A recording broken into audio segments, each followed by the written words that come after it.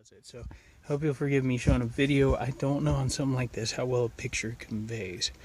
Well, basically, if you compare this to other homes that have nothing underneath, you do have exposure to the underside here, like at the connection points. Obviously, they don't want to attach that to this metal sheeting.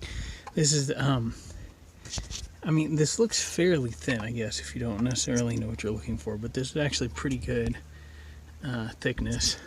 You can see over here, where was it that I had? Yeah, this is where I had my jack stands before. You can actually see where it pushed in the metal. So it's thick enough that it bends like that, and something like that won't actually poke through. But you do have access to the beams at each of the points where you had. I've removed my scissor jacks at this point where I am in the stage of getting this in on foundation. And this, I mean, this is super dusty and dirty underneath, but you can see, so various points along, it's bolted. It's also, actually, it's interesting, so you can see where the beams are going across too, because you have the bolts going along that direction. So, but this is what the underpinning looks like. It's, on mine, it's 2 sheets of metal, and honestly, I think mine was one of, if not possibly even like the first, like one of the, so you have, like, you know, a little gap here, but, you know, in this case, this is just meant as basically extra shielding. It's not like a mouse or something's going to get in through there. And frankly, nothing else is going to get in through your floor either, because underneath this is spray foam. So if you do the standard floor, to be frank, even if this wasn't here, the spray foam would keep anything out. I mean, down to anything short of the molecular levels not getting through your flooring.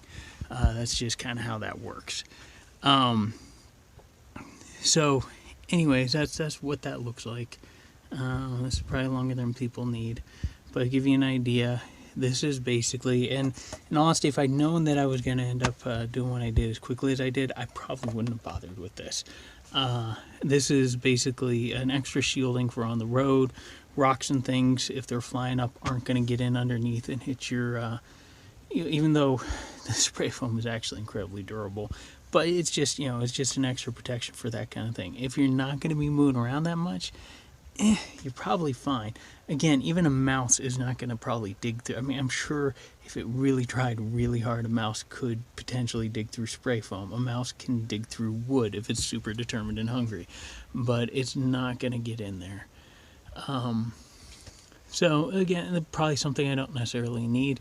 In the long term, it might turn out beneficial, but that is what it is. So for anybody who is curious, that is what underpinning means when you're talking to incredible tiny homes, which is not the same thing as I don't understand it being used, to be honest, personally, as a trade-off for skirting, because skirting makes sense as a word for what it is. That as underpinning doesn't make sense to me.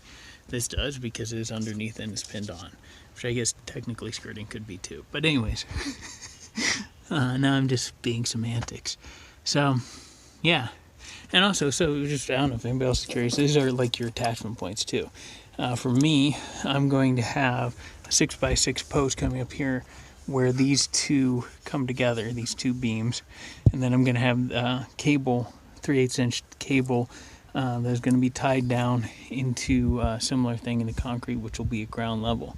So that's how I'm attaching mine. I couldn't find the cable that I needed at Lowe's. I had to go through a farm supply store. It's a little different. A lot of this stuff is a learning thing. Hopefully, you know, I'll learn things along the way that are helpful to others. We'll see. So, anyways, I'll talk to y'all later.